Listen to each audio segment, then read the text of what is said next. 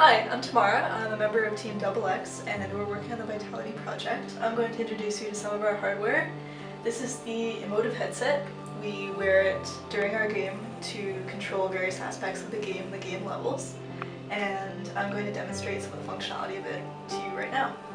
All of what I'm about to show you here is from the back end of Vitality. That is, you won't see this nice blue screen in our actual game, and these buttons will look much different, but just for the purposes of our testing and for our own functionality's sake, we made it just very basic so that we could test it. Okay. The emotive functionality that we've built into Vitality is as follows. You can either initially make a new game or load an existing game. So here I'll make a new game, and I'll call it Tamara Video.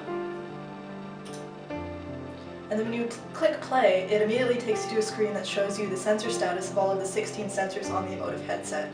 So the sensors can be one of 5 states. They can either be in a black state, red, orange, yellow, or green.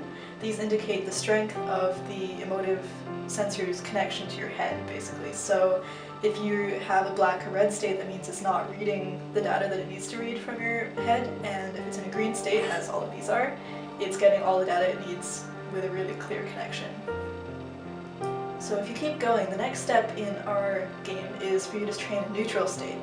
The neutral state is required because the emotive system needs some kind of baseline state to measure all your other brain waves and brain thought patterns against while you're playing the game. So neutral is really important because it allows the headset to basically just get a glimpse into your everyday mind, what your mind is normally thinking of, instead of when it's trying to think of something specific, such as push. So we train a neutral state.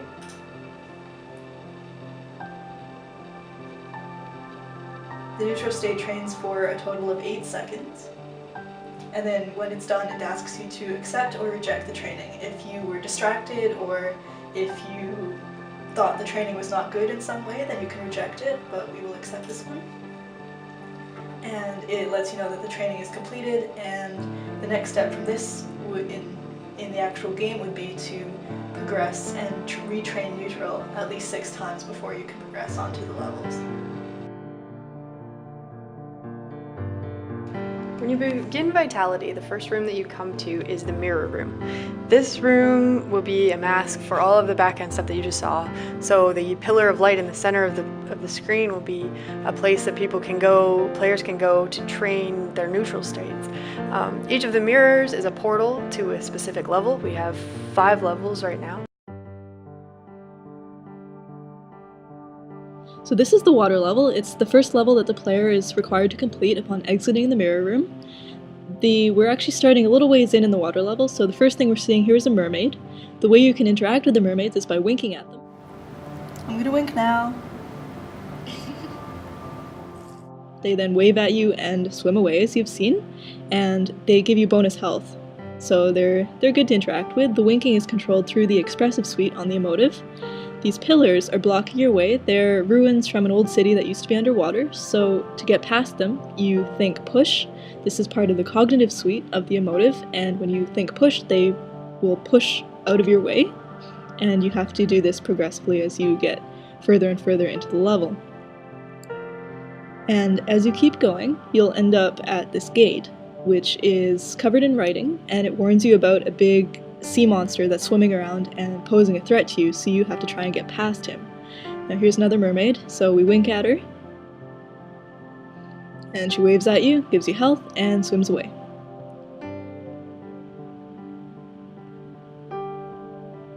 Now as you progress through the gate, you see geysers and more of these broken pillars, and the point of the puzzle here is you have to push the pillars over the geysers. As you push the pillars over the geysers, the remaining geysers get higher.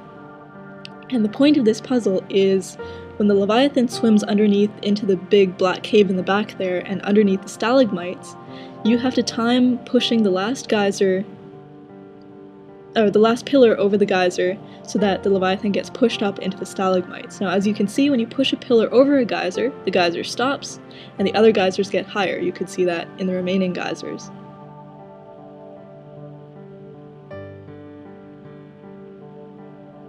Once the Leviathan is defeated, there is a piece of your soul, or a memory in other words, waiting to be collected. You can collect that and complete the level.